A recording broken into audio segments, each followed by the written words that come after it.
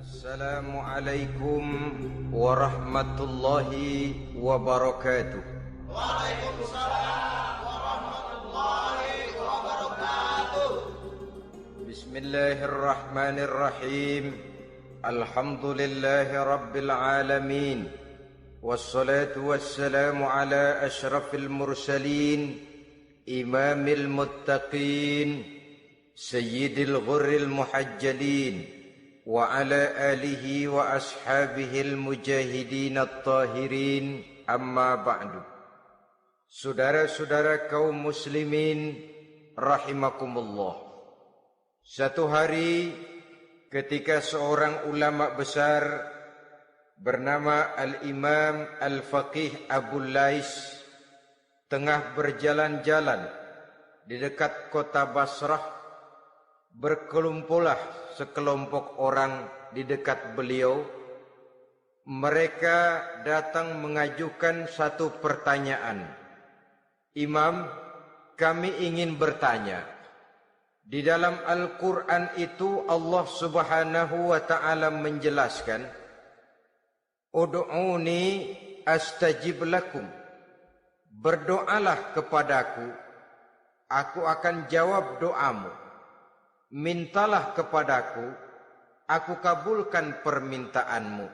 Itu dan begitu janji Allah di dalam Al-Quran. Kami, kata orang-orang tadi, sudah lama berdoa kepada Allah. Tapi kenapa sampai sekarang doa kami ini belum dikabulkan? Katanya, Ud'uni astajib lakum.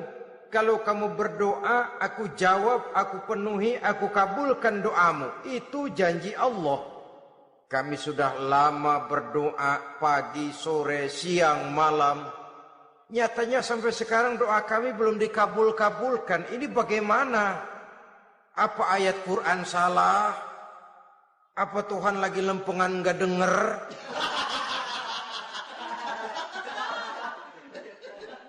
Apa doa kami yang terbalik? Kelihatannya sepele saja ini. Doa tidak didengar oleh Allah. Permohonan tidak dijawab, tidak dikabulkan oleh Allah. Tapi sebenarnya kalau kita mau merenung, kemalangan apa yang paling besar dalam kehidupan ini? Selain daripada kalau permohonan dan doa kita sudah tidak dihiraukan oleh Allah. Artinya hidup sudah tidak diopeni oleh Allah. Jangankan Allah, saudara-saudara, kita nggak diopeni sama mertua saja bingung.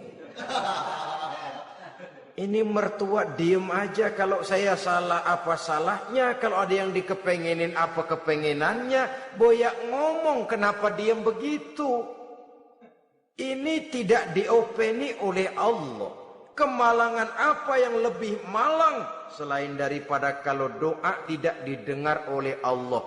Itu sudah kemalangan yang paling malang, lebih malang dari kota Malang saya kira.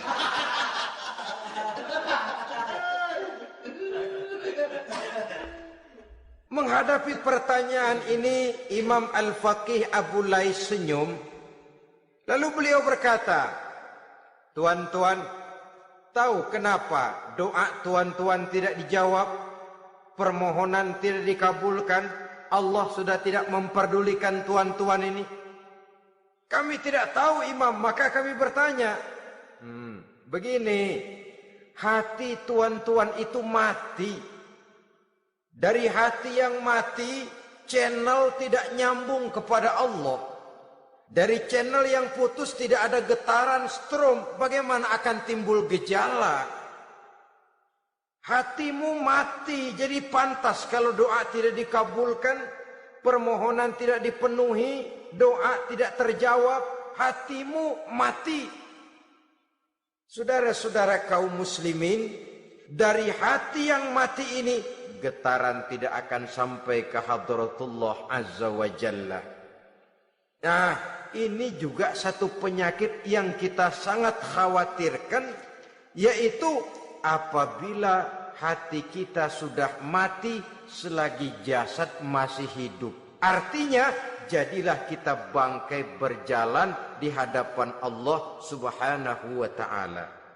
Sementara kita sangat disibukkan dengan menggali berbagai macam jenis obat penangkal penyakit zahir. Dan kita kurang perhatian untuk mencari obat penangkal penyakit batin yang kalau diserang penyakitnya menghancurkan kehidupan abadi di akhirat nanti. Perkembangan ilmu kedokteran nyata benar diikuti dengan perkembangan jenis-jenis penyakit. Makin maju ilmu kedokteran, makin modern penyakit. Ngerti juga rupanya itu penyakit. Dulu kita tidak kenal yang namanya AIDS. Kita tidak tahu yang namanya liver. Kita tidak kenal yang namanya stres. Paling yang banyak cika, masuk angin, dan sebagainya. Tapi baiklah. Penyakit-penyakit batin yang menyebabkan hati menjadi mati, dan dari hati yang mati doa tidak naik, tidak didengarkan oleh Allah Subhanahu wa ta'ala. Nah, kata orang-orang tadi, yang menyebabkan hati kami mati ini apa, Imam? Beliau menjawab, pertama, araftumullaha wa lam tu'tuhu haqqahu. Yang menyebabkan hatimu jadi mati, pertama, kamu kenal benar kepada Allah, tapi haknya untuk disembah, kewajibanmu untuk menyembah, tidak pernah kamu laksanakan. Bagaimana Allah tidak akan jauh dari kita kalau kita tidak akan mengadakan pendekatan kepadanya? Dan pendekatan kepada Allah hanya bisa kita tempuh melalui jalur kegiatan ritual ibadah. Allah akan terlalu jauh apabila kita hanya membicarakannya lewat filsafat dan renungan yang mendalam. Tapi Allah akan dekat dan terasa hadir dalam hidup apabila kita dekati Ia dengan pelaksanaan ibadah kepadanya. Kamu kenal Allah, tapi hakmu untuk menyembah, kewajibanmu untuk menyembah, haknya untuk disembah, tidak pernah kamu laksanakan. Kalau soal Allah, kita kenal bukan main. Bahkan tidak hanya kita mengajarkan kenal juga kepada anak-anak kita. Kalau ditanya siapa pencipta matahari, bulan dan bintang? Allah. Siapa pencipta lautan, gunung, hutan belantara dan sungai-sungai? Allah. Siapa pencipta bumi, matahari dan sebagainya? Allah. Sembahyang apa enggak? Bagaimana nanti?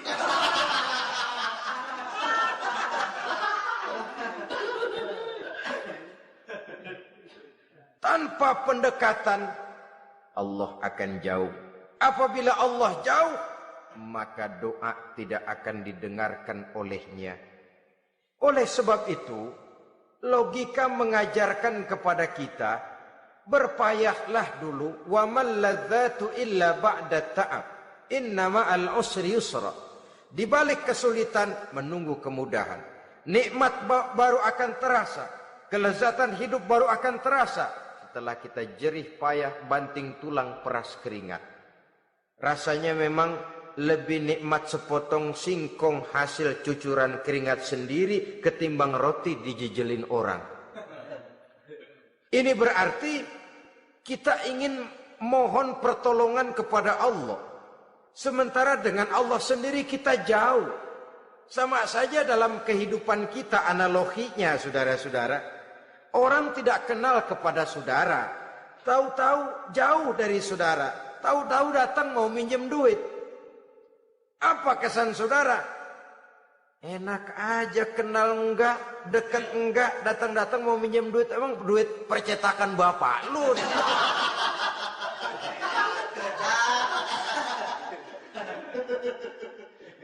Sedangkan yang kita kenal, sedangkan yang kita bertemu tiap hari, sedangkan yang sering datang ke tempat kita, kalau satu saat dia pinjam duit, toh kita kadang-kadang masih mikir. Apalagi datang nggak pernah, berkunjung nggak pernah, ngobrol nggak pernah. Apalagi Kenal juga nggak pernah. Datang-datang mau minta. Macam apa? Datang nemuin Tuhan setahun 2 kali. Idul Fitri, doang Idul Adha. Doa cerewet banget. Apa ini? Apa aja diminta. Saudara hadirin, bagaimana doa akan kabul, permohonan akan dijawab? Jikalau kita jauh dari Allah, kita kenal Allah, haknya untuk disembah, kewajibannya untuk menyembah, tidak pernah kita laksanakan. Itu yang menyebabkan hati kita lalu menjadi mati. Padahal mengenal Allah, setelah mengenalnya, mengadakan pendekatan kepadanya melalui ritual ibadah yang dicontohkan oleh Rasulullah Sallallahu Alaihi Wasallam. Ini hal pertama yang menyebabkan hati jadi mati. Kamu terlalu kenal Allah tapi tidak pernah menyembah kepadanya. Sama aja orang kerja kagak, habis bulan mau minta gaji. Karena kita jitak kepalanya. Macam apa? Kerja enggak, tahu-tahu datang mau minta gaji. Kerja dulu yang baik, habis bulan baru enggak diminta pun memang sudah ada jatahnya. Ibadah dulu kita kepada Allah. Soal Allah memberikan karunia kepada kita, itu hak Allah. Apabila kita dekat dengannya, ibadah yang kita laksanakan benar, karunia itu akan datang kepada kita. Saudara-saudara, yang kedua yang menyebabkan hati jadi mati, qara'tumul Qur'an walam ta'malu bih. Kamu baca Al-Qur'an tapi ajarannya tidak pernah kamu amalkan. Kamu baca Quran tapi isinya kamu injak-injak. Sehingga ada peringatan dari Rasul sallallahu alaihi wasallam. Beliau bersabda, "Iza azzamat ummatid dunya wa fi riwayatin dinaron wa dirhaman nuzi'at minha haibatul Islam. Wa iza turikatil amru bil ma'rufi wan nahyu 'anil munkari hurimat 'alaihim barakatul wahyi. Wa iza tasabat ummati saqatat min 'ainillah." 3 peringatan keras tapi yang merupakan gejala penyakit kita umat Islam diperingatkan oleh Nabi kita.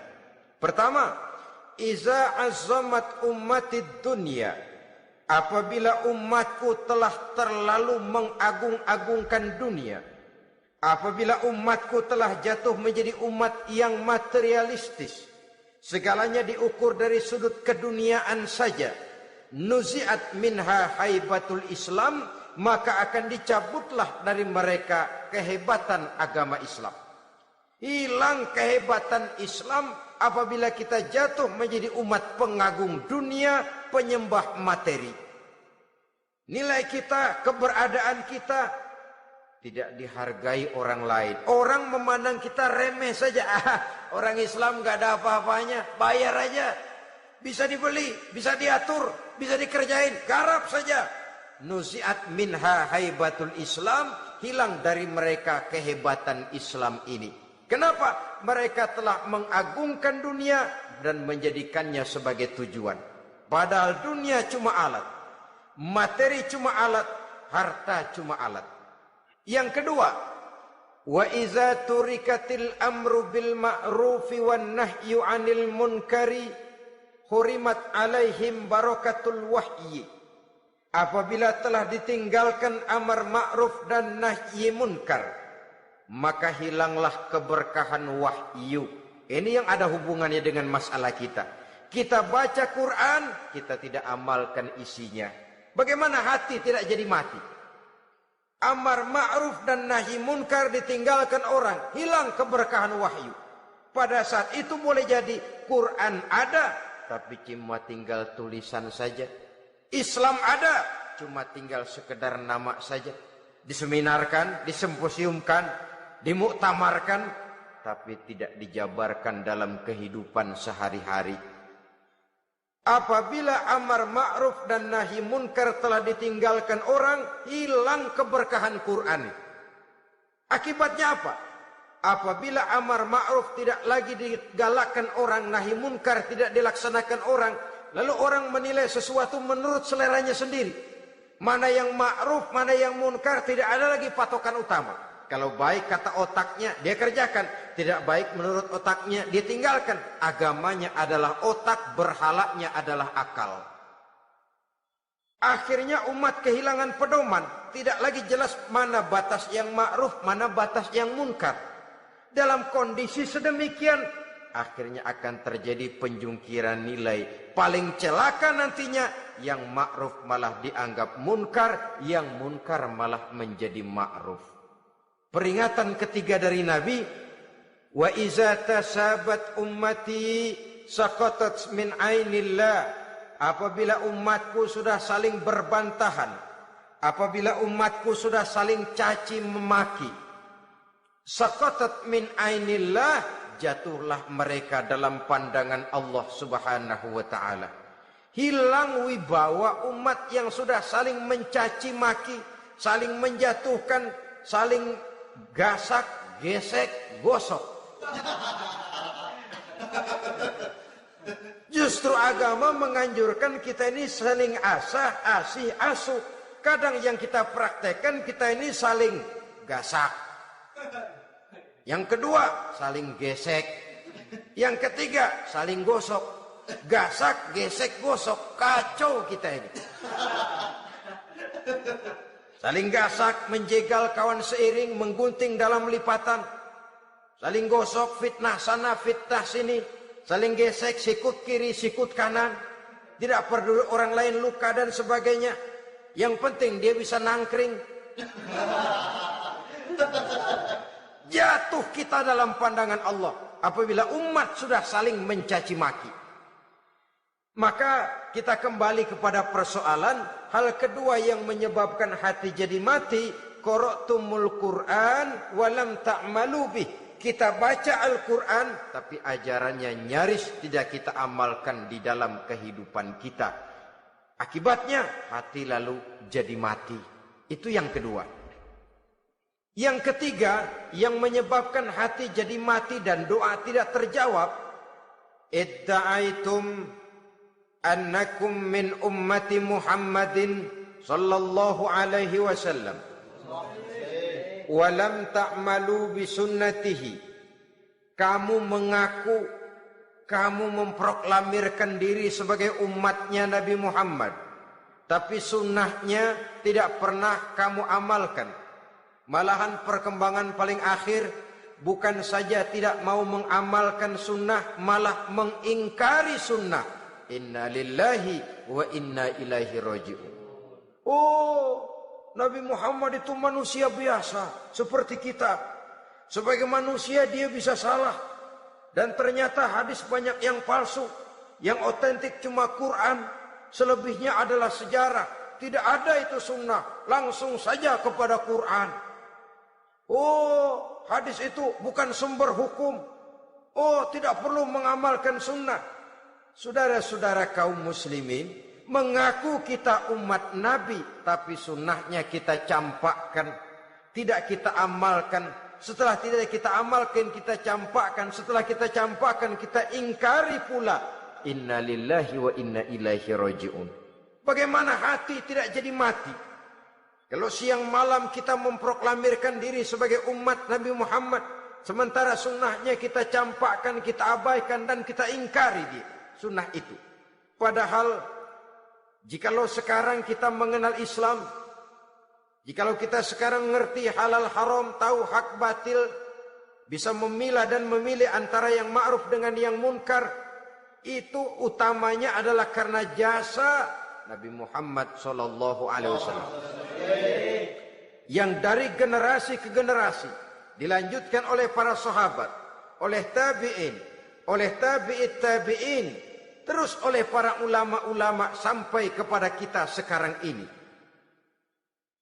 Walaupun beliau hanya berfungsi sebagai penyampai, tapi kepribadiannya dijadikan model oleh Allah Subhanahu wa taala di dalam kita melaksanakan kehidupan beragama. Bahwa beliau manusia seperti kita, memang dalam arti unsur biologisnya ya manusia, punya darah, punya daging, punya hati, punya perasaan, bisa sedih, bisa gembira.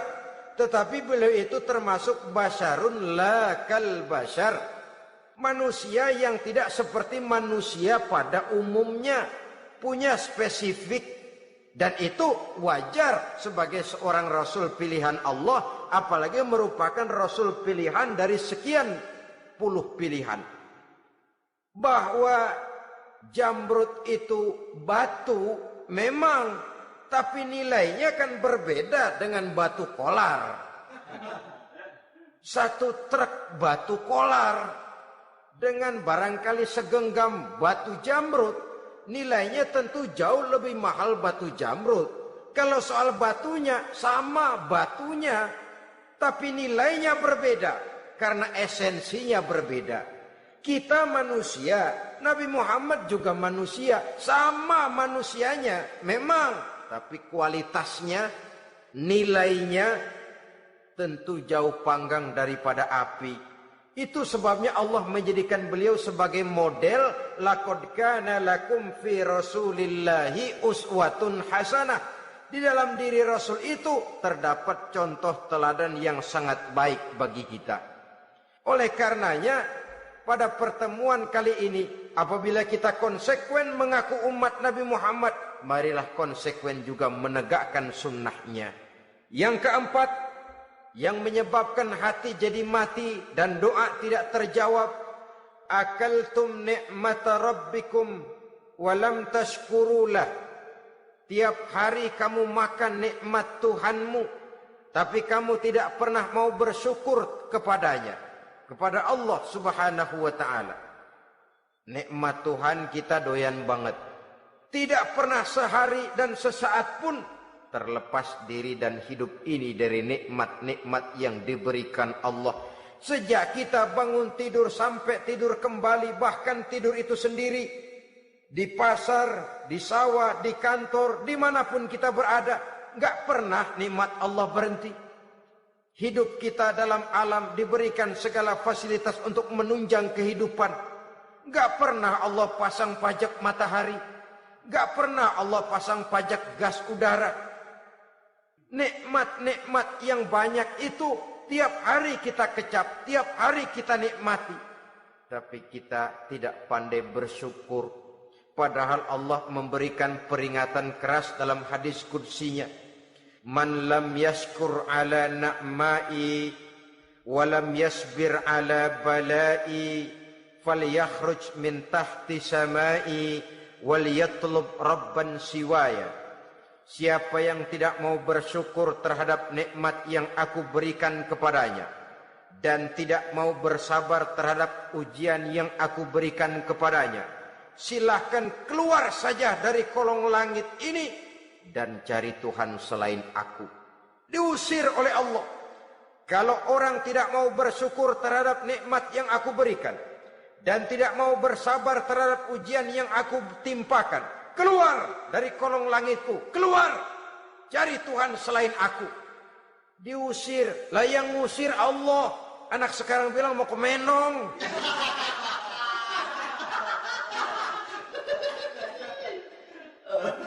Kalau diusir kita dari Jakarta, masih bisa pindah ke Bandung.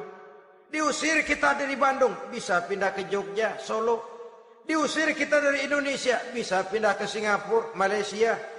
Diusir dari kolong langit, mau cari langit mana lagi? Kalau kau tidak mau mensyukuri nikmatku, tidak sabar terhadap ujian yang aku berikan kepadamu, keluar saja, keluar dari kolong langitku ini, cari Tuhan selain aku. Kalau istilah kita mah Tuhan, jengkel banget udah itu. Nikmatku, nikmat yang aku berikan kau makan, tapi kepadaku engkau tidak pernah mau bersyukur. Saudara-saudara kaum muslimin rahimakumullah, wajar. Kita dulunya tidak ada, sekarang ada nikmat. Susunan biologis manusiawi kita demikian cantik, nikmat.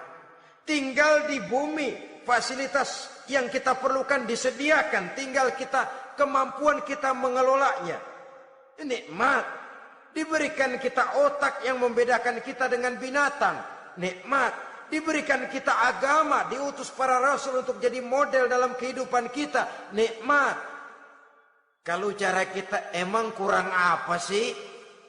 Apa yang kurang, hai manusia? Engkau tidak ada, aku adakan. Kalau aku perintahkan kau tinggal di bulan, mungkin kau tidak akan sanggup hidup. Begitu lahir juga kelepek-kelepek habis.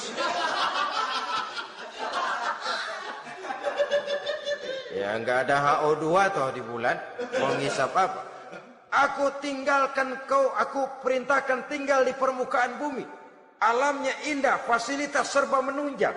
Nikmati semuanya, semuanya untuk kamu, semuanya. Satu pintaku, syukuri nikmat yang aku berikan kepadamu. Ya bukan cuma syukur dalam ucapan, syukur dalam perbuatan. Banyak nikmat yang diterima, makin banyak dia sujud, makin banyak dia ruku, makin banyak dia mengadakan pendekatan kepada Allah. Syukur dalam artian berupa tindakan dan perbuatan, mempergunakan nikmat sesuai dengan kehendak yang memberikan nikmat itu sendiri kepada kita. Saudara-saudara kaum muslimin rahimakumullah. Ini penyakit yang keempat. Kamu makan nikmat Tuhanmu, tapi kamu tidak pernah pandai bersyukur kepadanya. Mensyukuri nikmat yang diberikan tadi. Bagaimana hati tidak jadi mati? Kita sibuk mempersolek jasmani, mencari obat penangkal penyakit zahir. Maka yang ramai di zaman sekarang saudara lihat, salon, fitness, senam, macam-macam jenis. Tidak ada salahnya dan tidak ada jeleknya. Tapi kalau itu sampai melupakan kita kepada memperindah batin, memperbaiki jiwa, artinya bukankah kita perlahan tapi mempersiapkan diri menjadi bangkai berjalan di hadapan Allah. Dengan operasi plastik, yang pesek jadi mancung, yang sipit jadi belok, kulit keriput jadi kencang, pipi terlalu cekung bisa diatur. Saudara-saudara, tapi kalau hati yang rusak, jiwa yang rusak, kemana lagi kita akan berobat kalau bukan kepada agama? Maka hati itu jadi mati apabila kita selalu memakan nikmat Allah dan tidak pandai mensyukuri nikmat itu. Dari hati yang mati tidak akan ada getarannya. Oleh sebab itu doa tidak terjawab. Selanjutnya yang menyebabkan doa tak terjawab dari sebab matinya hati, qultum annal mauta haqqun wa lam tasta'iddu lahu. Kamu berkata, kamu yakin bahwa mati adalah sesuatu yang benar, tapi kamu tidak pernah punya persiapan untuk mati. Padahal menurut logika, orang yang akan bepergian jauh tentu dia harus mempunyai bekal yang cukup. Semakin jauh jarak perjalanan yang akan ditempuhnya, semakin banyak perbekalan yang harus dibawanya. Dahulu, seketika beberapa jamaah dari Yaman akan melaksanakan ibadah haji dengan nekat, mereka berprinsip, pokoknya kan berangkat haji jadi tamunya Allah, nanti Allah yang akan ngelayanin. Mereka nekat, modal badan doang berangkat. Diadukan kepada baginda Rasul, lalu turun peringatan dari Allah, wa tazawwadu fa inna khairaz zadi taqwa. Jangan begitu, bawa bekal. Sesungguhnya bekal yang paling baik adalah takwa. Bahwa berangkat dengan bekal takwa itu bekal yang paling utama. Tapi bekal-bekal yang lain pun jangan diabaikan. Kalau kita akan berangkat untuk tujuan yang baik, bekal yang paling utama memang takwa. Tapi tidak berarti harus mengabaikan bekal-bekal yang lain. Begitulah, semakin jauh perjalanan yang akan kita tempuh, semakin banyak bekal yang harus kita hadapi. Kalau saudara mau pergi ke Surabaya, tidak membawa bekal kemudian berani berangkat, rasanya sih saya pikir itu bukan berani, nekat namanya. Sama saja orang belum pernah sembahyang, mati. Nekat tuh orang. Berani amat. Belum berbuat kebaikan barang sedikit pun sudah mati. Nekat namanya itu. Sama saja tadi, nggak bawa bekal apa-apa berangkat ke Surabaya. Sampai Surabaya belum tentu, sengsara udah jelas. Belum punya bekal yang baik sudah mati. Sampai ke surga belum tentu, tapi kebelangsak dan sengsara rasa-rasanya pasti itu. Oleh karena itu, kalau kita yakin mati sesuatu yang benar, sesuatu yang pasti datang menimpa, maka hendaklah kita mempersiapkan bekal. Kemudian, idda'aitumun najata minan nar wa ramaitum fiha anfusakum. Kamu memproklamirkan diri ingin selamat dari neraka, tapi kamu lemparkan dirimu ke dalam neraka. Bagaimanapun bajingannya bajingan, kalau ditanya, ente mau masuk neraka enggak? Jawabannya pasti enggak. Itu pasti perbuatannya sendiri yang melemparkan dirinya ke dalam neraka. Membiarkan dirinya berlarut-larut, bertimbun-timbun dalam dosa dan kesalahan, dan tidak akan ada niatan untuk memperbaiki diri. Hanyut di meja judi, habis ditelan minuman keras, fitnah sana, fitnah sini, hasud sana, hasud sini. Padahal mulutnya ingin selamat dari neraka, perbuatannya malah melemparkan dirinya ke dalam api neraka. Tidak ada orang yang lebih sayang kepada diri kita selain kita sendiri. Dan menyayangi diri itu tidak cuma dengan memandikannya sehari 3 kali, memakaikannya parfum dengan segala macam merek, memakai sabun yang wangi-wangi, minyak yang harum-harum. Lebih daripada itu, jaga dan sayangi diri. Jangan jatuhkan dia ke dalam perbuatan-perbuatan yang bisa menjerumuskan diri itu ke dalam neraka. Kemudian disambung oleh Imam Al-Faqih Abu Lais yang menyebabkan doa tidak terjawab karena hati mati. Idda'aitum dukhulal jannah walam ta'malu laha. Kamu ingin masuk surga, tapi kamu berat mengamalkan perbuatan yang bisa menyampaikan kamu ke surga. Semua kita kalau ditanya, mau masuk surga? Mau. Tapi jarang yang berlomba melakukan perbuatan-perbuatan yang bisa menyampaikan kita ke surga. Kemudian yang terakhir kata Imam Al-Faqih Abu Lais, dafantum mautakum walam ta'tabiru laha. Kamu menguburkan orang yang mati di antara kamu, tapi kamu tidak bisa mengambil iktibar, tidak bisa mengambil pelajaran dari mayit yang jenazah yang kau kuburkan itu. Mestinya kan nguburin orang tuh membuat sadar. Iya, kalau sekarang dia saya baringkan di liang lahat, menghadap ke arah kiblat, bantalnya tanah, setelah itu ditutup dengan papan, lalu ditimbun dengan tanah. Iya, sekarang giliran dia, giliran saya, entah besok, lusa, bulan depan, tahun depan, tapi pasti mengubur mayat, mengubur jenazah, tapi tidak bisa mengambil iktibar dari yang dilaksanakannya itu. Ini merupakan penyakit-penyakit batin yang merupakan handicap, yang menimbulkan jarak antara kita dengan Allah Subhanahu wa ta'ala. Pantas kalau itu semua ada pada diri kita, hati jadi mati. Dari hati yang mati, doa tidak akan tembus. Kita tidak lagi akan diperdulikan oleh Allah Subhanahu wa ta'ala. Dan itu sekali lagi kemalangan yang terbesar dalam kehidupan kita. Bagaimana jalan keluarnya?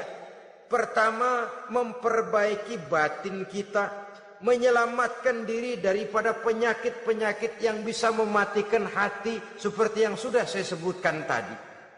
Yang kedua, berdoa dengan adab. Sehingga tata cara di dalam kita bermohon kepada Allah Subhanahu wa taala dibicarakan secara khusus oleh Al-Imamul Ghazali dalam kitab Ihya beliau yang disebut adabud doa. Adab di dalam kita melaksanakan doa kepada Allah Subhanahu wa taala. Setelah batin ini bersih dari penyakit-penyakit hati yang bisa menyebabkan hati jadi mati, berdoalah kita kepada Allah. Bagaimana adabnya? Kata Imamul Ghazali rahimahullah, yang pertama hendaklah ia di dalam berdoa itu memilih waktu yang mulia. Minal awqatis syarifah, kata beliau. Memilih waktu-waktu yang punya nilai mulia. Ramadan dalam 1 tahun, Jumat dalam tiap minggu, sepertiga malam yang akhir pada setiap hari. Waktu-waktu yang punya nilai mulia. Walaupun misalnya saudara berdoa pada hari Kamis, tidak ada halangannya Allah mau kabulkan. Ini tidak berarti bahwa kalau sudah berdoa hari Jumat lalu hari Kamis tidak mau berdoa, tidak. Lebih memilih mengintai waktu-waktu yang punya nilai mulia. Lailatul Qadar sekali dalam setahun. Waktu-waktu yang punya nilai mulia. Logikanya begini saudara-saudara. Kalau kita datang ke rumah seseorang, tujuan utama kita minjem duit, yang paling pertama kita perhitungkan tanggal berapa nih? Kan itu toh. Tanggal berapa? Kalau tanggal 20 atuh minjem duit. Orang lagi ngap-ngapan. Boro-boro dia bisa minjemin, dia sendiri mungkin lagi pusing. Kita lebih dulu kita amatin tanggal berapa nih? Yang enak sore apa siang? Jam 2. Jam 2 dia baru pulang dari kantor, tapi giliran tidur. Kalau dia tidur dibangunin datang mau minjem duit, kagak dimaki-maki sudah kebagusan deh. Kan kita lihat waktunya, timingnya kata orang sekarang. Tanggal berapa, sore apa malam, apalagi gulem apa terang bulan. Itu semua sudah kita atur sedemikian rupa, memilih waktu.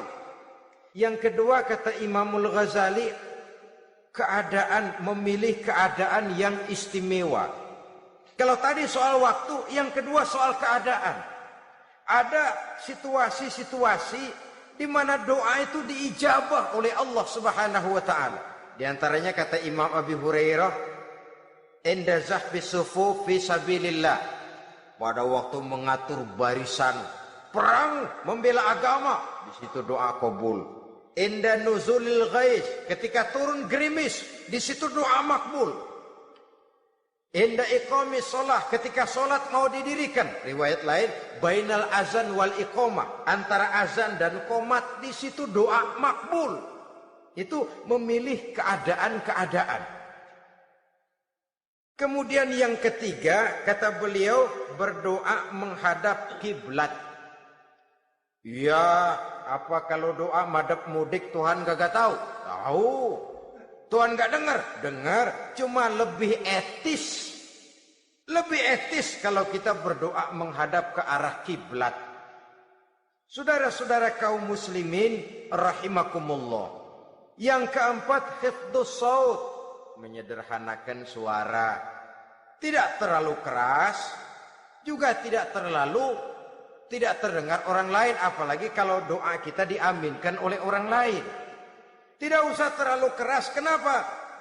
Karena Allah yang kita meminta kepadanya bukan zat yang tuli, bukan zat yang buta, bukan zat yang tidak dengar, bahkan Dia Maha dengar. Juga tidak terlalu seperti orang berbisik-bisik, apalagi kalau doanya doa bersama-sama. Tapi kadang-kadang terdorong oleh husnuzon dari para makmum saja. Tidak peduli apa yang dibaca oleh imam, yang kedengaran cuma amin aja kerengan. Amin, amin, amin, amin, amin, amin.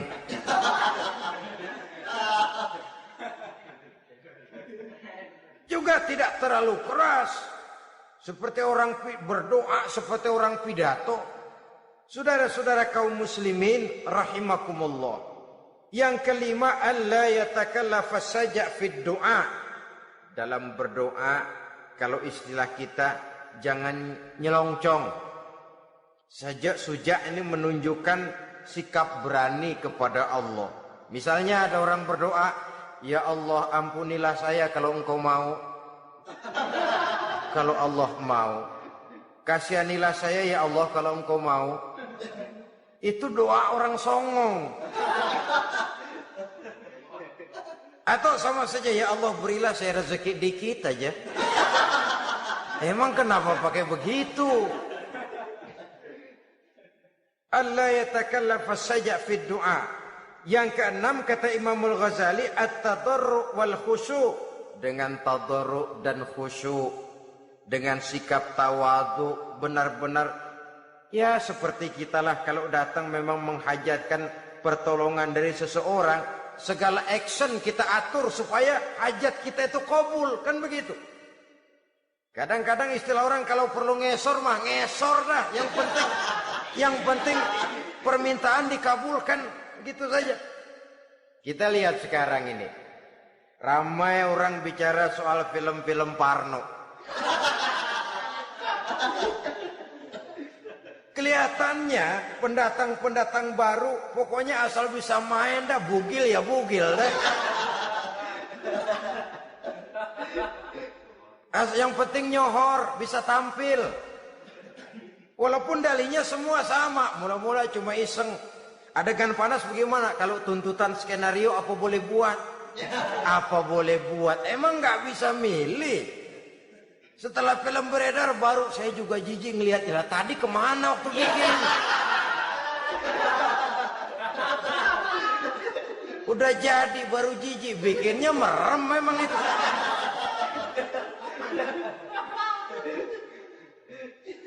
Tapi ada satu analogi, asal bisa main, asal bisa tampil di layar, apa saja jadi taruhan sudah. Bugil ya bugil dah, nggak soal dah, pokoknya bisa main, tampil, nyohor, masuk koran. Udah seperti kata-kata orang Arab, bul ala zamzam fatu'raf. Kalau pengen terkenal kencingin sumur Zamzam. Artinya apa? Bikin yang aneh-aneh, yang orang nggak kerjain, ntar ngetop. Yang ngetop lempengan jeleknya. Sumur Zamzam dikencingin, kan nyohor itu. Sedunia orang kenal. Kenapa? Gila.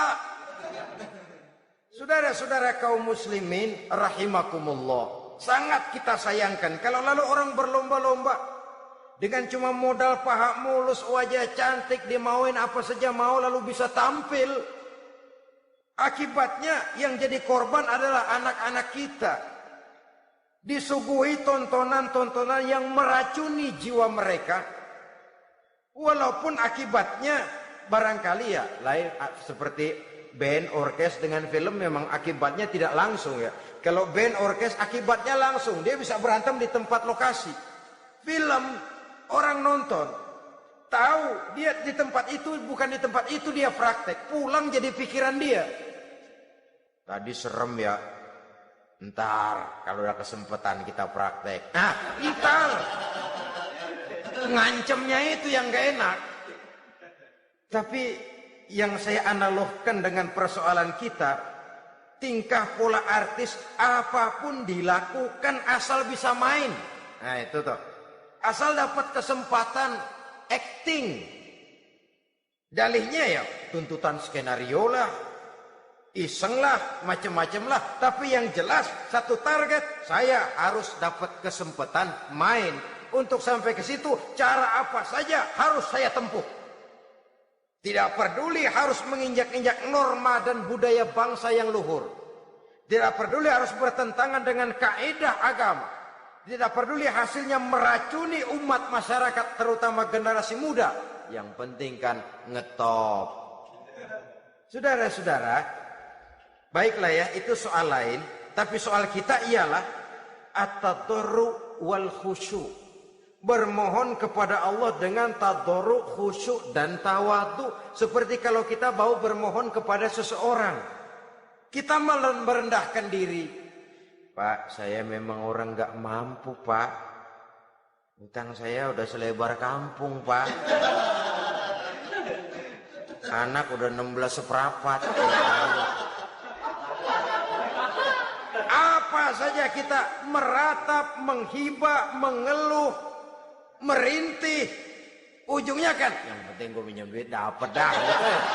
Apa kayak diomongin, pokoknya pulang bawa duit. Itu saja. Itu strategi manusiawi. Kalau ini kita adakan konteks, oh iya, kepada Allah lebih lagi kita tadarruk, khusyuk, tawadhu. Doa dengan tawadhu, sebab kita akan bermohon kepada yang serba maha.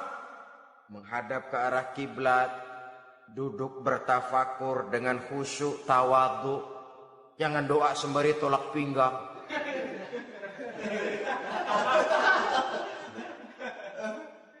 Yang ketujuh kata Imamul Ghazali, ayyujzimad du'a wa yuqina bil ijabah. Hendaknya dia menjazamkan doanya itu dan yakin bahwa doanya akan dikabulkan oleh Allah. Sebab kata Nabi, innallaha la yaqbalu du'aan min qalbin ghafilin lahin. Allah Subhanahu wa taala tidak akan menerima doa dari hati yang lalai dan main-main. Doa ke orang ugah-ugahan.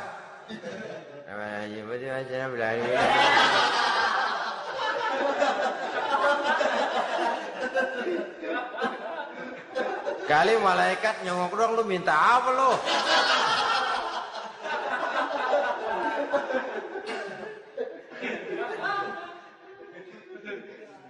Seperti tadi itu, kita datang mau minjem duit sama orang, ngomongnya ogah-ogahan.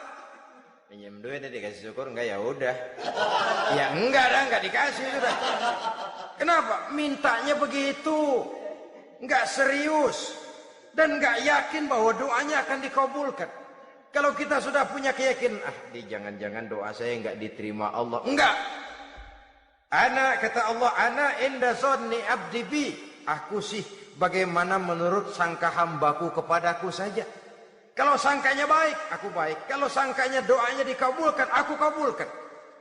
So itu doa harus dengan pasti dan harus dengan yakin doa itu akan dikabulkan dan meluruskan harapan, membenarkan cita-cita, meluruskan maksud apabila doa itu dikabulkan oleh Allah Subhanahu wa taala. Saudara-saudara, oleh karenanya jangan doa setengah hati. Jangan berdoa sambil main-main. Apalagi menghadap kiblat dengan dua tangan terangkat sebagaimana dicontohkan oleh Rasulullah sallallahu alaihi wasallam. Bahwa berdoa tanpa mengangkat kedua tangan pun Allah tahu. Allah dengar. Tapi kelihatannya kurang serius. Seolah-olah terserah ada Tuhan, mau dikasih ya kasih, enggak ya udah. Seolah-olah kita tidak serius dalam berdoa. Kemudian yang berikutnya kata Imamul Ghazali, ayyaftatahad du'a bi zikrillah fala yabda'u bisu'al. Hendaknya dia mulai berdoa itu dengan menyebut nama Allah, berzikir kepada Allah, fala yabda'u bisu'al, jangan langsung memulai dengan permintaan. Ini tata krama etisnya. Sama juga orang kirim surat, salam sejahtera kami haturkan. Padahal mah nggak ada itu juga nggak apa-apa. Itu kan maksud mukaddimah saja. Besar harapan kami semoga Bapak dan keluarga di sini pun berada dalam keadaan sehat walafiat. Selanjutnya kami telah dengar dari berbagai teman tentang kedermawanan Bapak, tentang bantuan Bapak di berbagai bidang yang menyangkut sosial pendidikan. Sehubungan dengan itu maka kami bermaksud mengajukan permohonan. Baru masuk itu mah 15 kalimat kesonoin, urusan lain. Intinya sehubungan dengan itu kami bermaksud memohon kepada Bapak. Kita mulai, salam sejahtera kami haturkan, bersama ini pula kami, macam-macam lah. Sama juga seperti tadi itu, kita datang mau minjem duit, datang karena kita tahu datang habis bulan, malam terang bulan, udaranya sejuk, ngobrol lah kita, dapet teh, apa kabar Pak? Baik. Aduh Bapak sih, untung dah Pak, kayak pemurah lagi. Saya tahu Bapak banyak nyumbang di mana-mana, Diangon aja tuh orang diangon.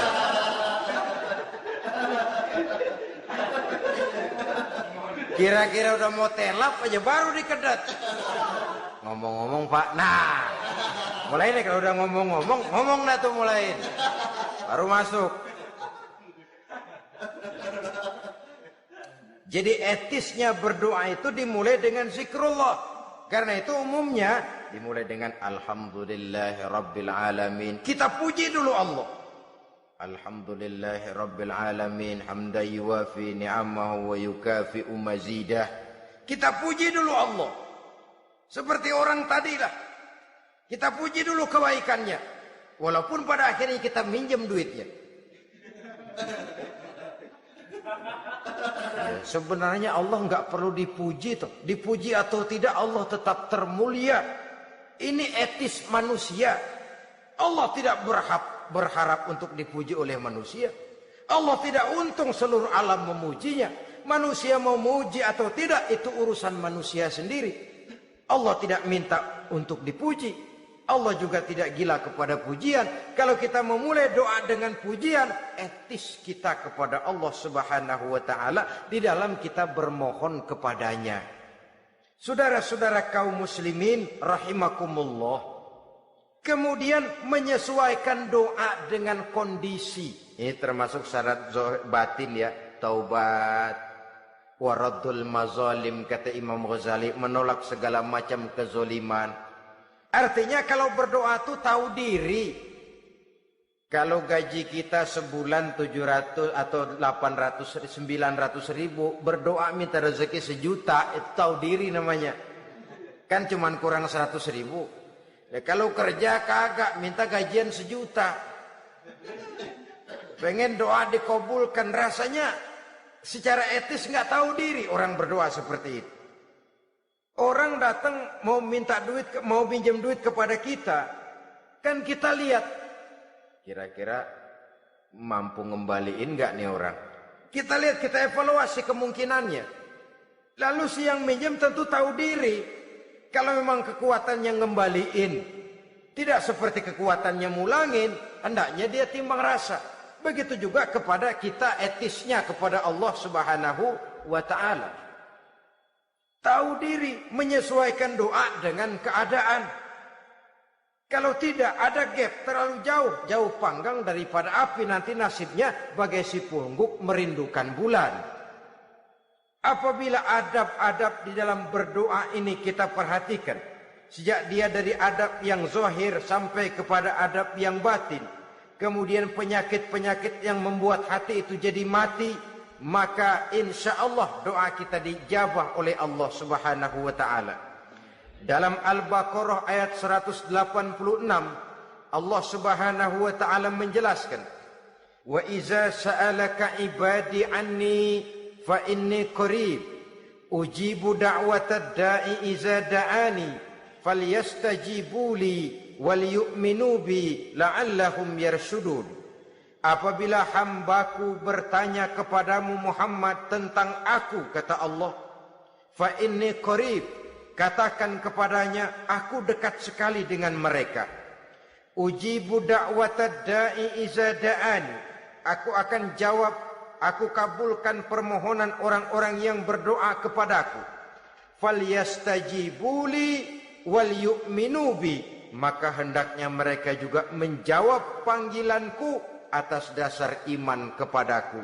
La'allahum yarshudun, semoga dengan ini mereka kelak mendapat petunjuk.